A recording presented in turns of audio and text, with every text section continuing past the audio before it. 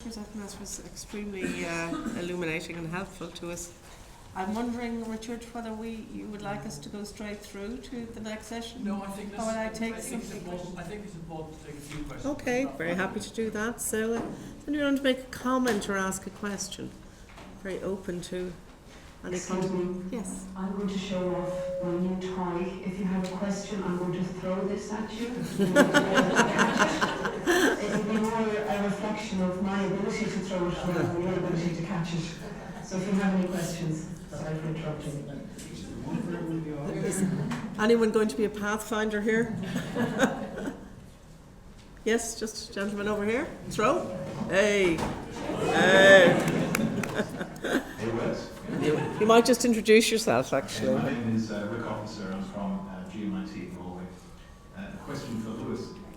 Sorry, where do I put it there? Yeah, just beside your mouse. Okay, can you hear me?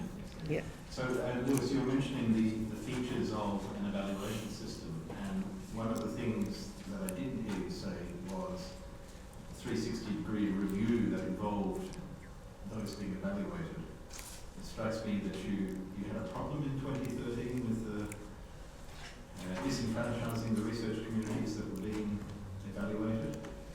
Do you have in the Portuguese system a appraisal of the efficacy of the evaluation framework itself? Okay, let me take a couple of questions maybe, and we'll come through. Anybody else want to comment or? Yes, just to not a long throw, almost. Lewis. And I suppose linking two of the previous speakers, Helena called or suggested one of her recommendations was a sort of a national review of research and innovation in Ireland. A number of universities have done. It's too close to my laptop. A number of the universities have done thematic reviews of research as within their institutions, but the you were building on the aspects of institutional and I suppose system-wide review in what your presentation just now, and I wondered if you had any specific comments from looking at Ireland. Elena seems to be pointing us in a particular direction. Thanks. Thanks, Lewis. One more. Okay. Yes, just yeah. Last one. Thank you very much. Lewis, just two comments on your later slides. You mentioned the strategic research laboratories, I think, or you call them associated laboratories. Are they linked to the local higher ed sector? Are they linked to universities, or are they standalone? And in the final slide, I think you mentioned the increase in the business performance of R&D, I think it was, and I'm wondering, was that business R&D performed in collaboration with the third level sector, or was it specifically in company research and development? Thank you. Thanks very much. Well, thank you very much. So maybe I should. Yeah. First on this question of the 2013 evaluation. Well, of course we have a framework, but the thing was that at that time the responsible people, so government together with the FCT, so the Science and Technology Foundation, responsible for the program, decided to adopt a different framework without consulting anybody.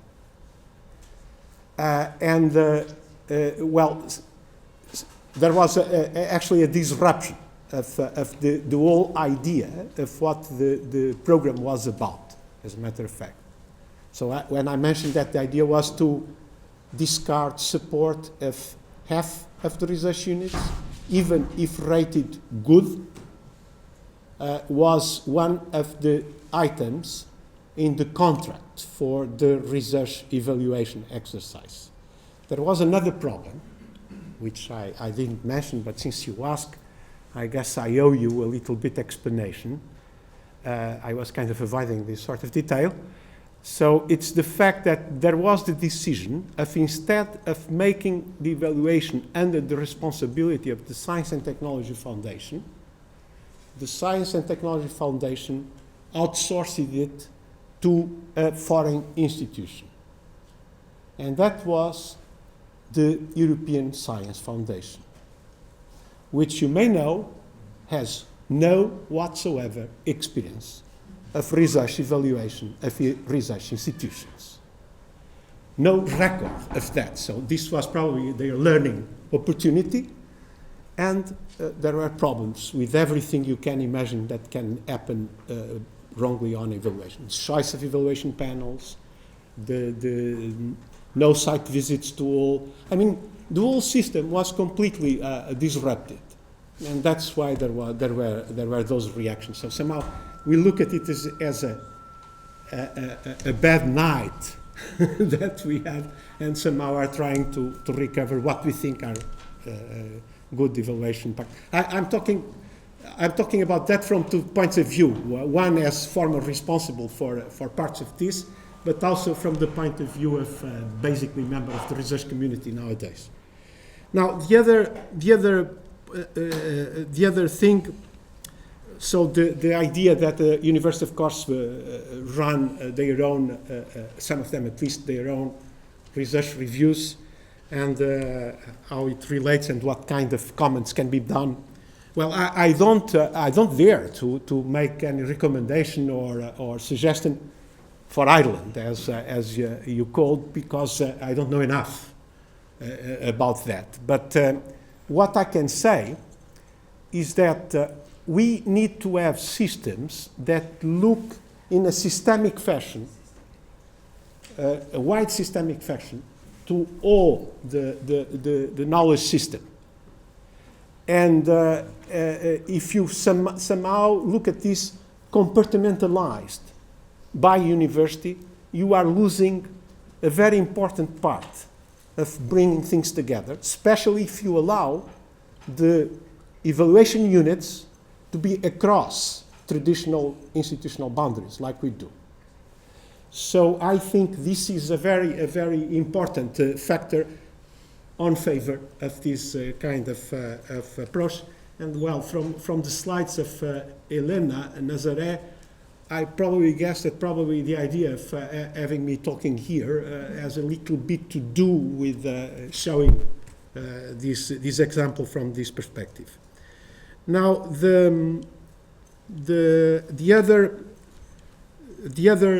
point, the associated, this was a very narrow question and in a sense, very specific question. The associated laboratories I mentioned so this is kind of raising the challenge to, research centers and research institutes of adequate size, so these are not very small institutions, to appear with clear strategic programs for 5 years. Not only for directing their research, but also for providing answers to questions of interest to industry or society in an explicit fashion, and develop the right governance mechanisms for that to happen, which frequently involves having people from the outside participating in the government structures. So there is a contract with these institutions. With each one of these institutions, we have about 20-something, 23 or something like that. They were created by phases.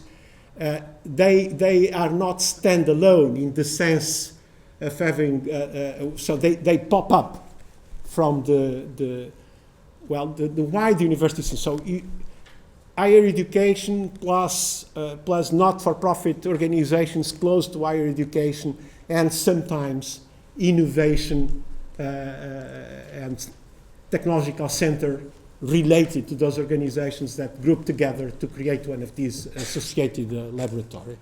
So, and that thing has a 5-year contract, and the idea is if at a certain point it's found that it should not be continued, it has a phase-down period to stop this sort of support. Thank you very much. Thank you. Thank you. Final words to Maria Elena?